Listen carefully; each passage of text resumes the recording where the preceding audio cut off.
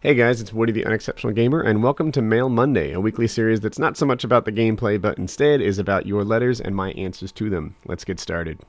Hey Woody, I'm 11 years old and in the 6th grade. That's normal, by the way. I recently moved to a new city last year when I was in 5th grade, and there, middle school starts at the 5th grade. At my old school, I was known as a smart kid, but not a nerd. I knew that since I was moving, I could change this. And when I got into the 5th grade at first, I didn't have too many friends, just around 5 who liked the same sports as me and were into gaming, and I still game with, but now back to the point. I started to get more friends as the year went on, but no one was really a close friend. I was getting goodish grades, mostly A's and B's, and now that I've gotten into 6th grade, I've become more popular. But I still wouldn't be considered popular. I just have many friends who are definitely up there, but I'm still now just getting interested in girls, and many of my friends have girlfriends, and I have become jealous. So now I've tried to become more popular, not only with the guys, but with the girls also. But now that I've been trying to become popular with my grades, I started to slip a little bit, and I've missed 24 days of school, which is a ton, because I've been sick a lot lately. I don't know what to do, and I don't want to have bad grades. I also don't want to be somebody nobody knows. Please help. I forgot to mention, my school's about 95% white people, and I'm black, and that feels a little awkward. I feel like almost an oddball, and my self-esteem is starting to lower, and sometimes I even fake being sick because I don't want to be there, and that's making my grades even worse. I haven't passed a project that's been due 2 weeks ago, and I barely even started it, and I have another project that's due on the very last day, and work when I get home, and until about 4 in the morning, and I just don't know what to do. Alright, the letter bounced around a bit, but he's 11, so chill. Here's the thing that made this letter stick out for me. You know, his grades are dropping, and he's gotten into this cycle of like not doing work. The work is piling up. He doesn't know how to face it. This is what procrastination does to you, right? You put it off, and then it becomes this gigantic thing. There's this like pleasure-pain principle here, you know? That you don't do it because it hurts a little bit, and you just don't want to touch it. And then you don't do it again because now it's this bigger thing that's an even fiercer dragon to get your arms around, and you put it off some more. And now it's just this raging, roaring fire of horribleness, and you don't want to touch it.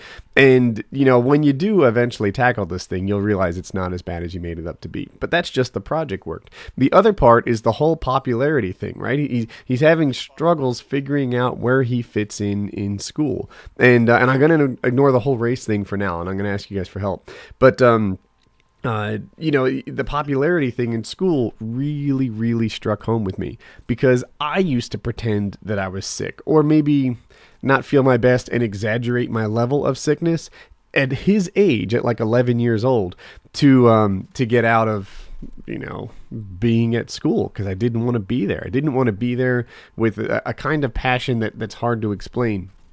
So, you know, what's my advice to him?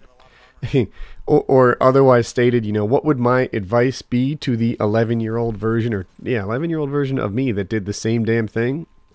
I want you to find whatever it is, you know, 2 or 4, like, actually good friends, and have your happiness focus around that, around people that actually matter, around people that are actually there for you. This greater popularity in school can be ignored. You know, there are girls who are really interested in guys who are self-confident, guys who are happy, guys who have a lot going on, guys who bring their own show, guys who are complete people, instead of just, you know, whatever, hanging on the edges of some slippery mound of popularity, trying to climb up the hump, right? That is not even an attractive trait in a guy. An attractive trait in a guy, I think girls were going to see you as sort of this serious, chin up, happy with himself, sort of, you know, confident man. Girls will dig that, I promise you. They're not going to really go after this guy who's made it halfway up this slippery hill of popularity and say, oh, you know, at least he's halfway up. Nah, dude, screw that. Screw that. And girls will think the same way. Be happy with your own group of friends and keep your chin up and do your thing, and you'll be okay. And shucks, I just wish I could get you to line up with the same way of thinking. It's not about some general acceptance or popularity scale throughout all of school. That's bullshit, man. You don't need it. You're much better off just achieving some sort of like peace and you know, good times with your friends. And girls will want to be part of that show. I swear. Now, the other thing is the race.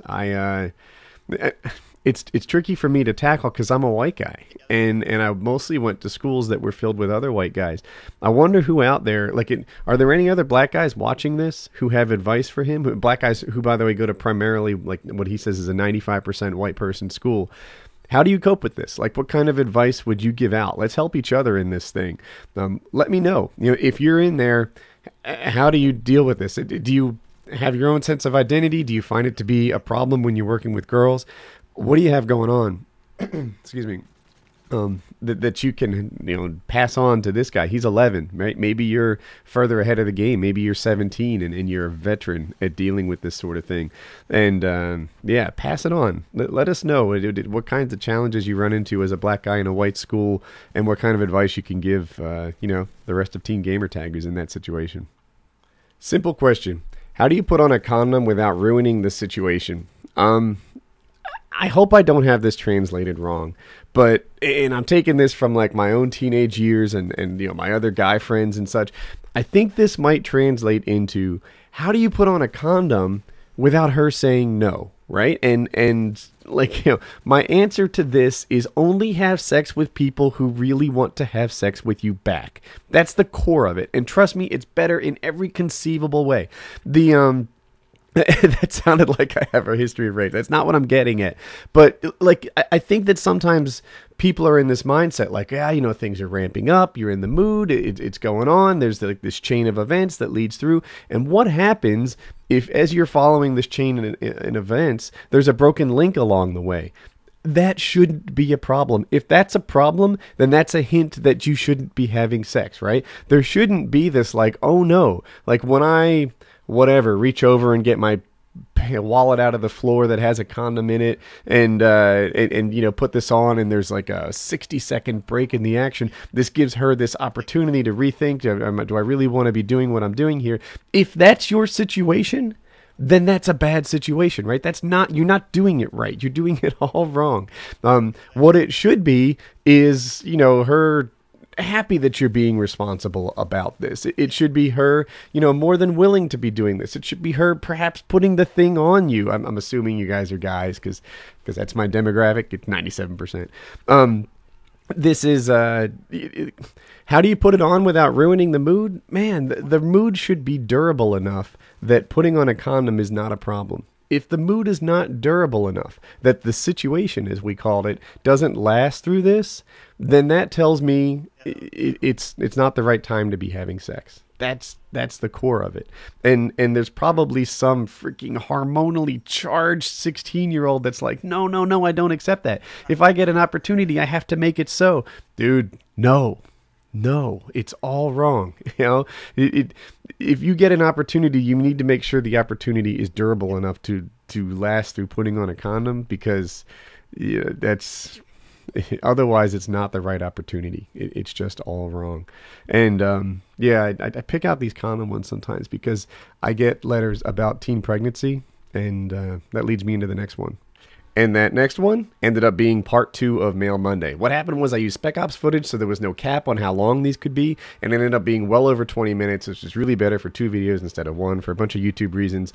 So anyway, if Mail Monday part 2 is up, and it's coming up Monday, then the sort of annotation will be active. If it's not, then wait for it, and it will come soon. The top video up there is the Xbox 360 patch explained, and if you want to be notified of all my videos coming out, then you can click on subscribe in the top right. There's a surprise video on the side, etc. etc. You guys know the deal. So Mail Monday part 2 coming soon, and have a good day.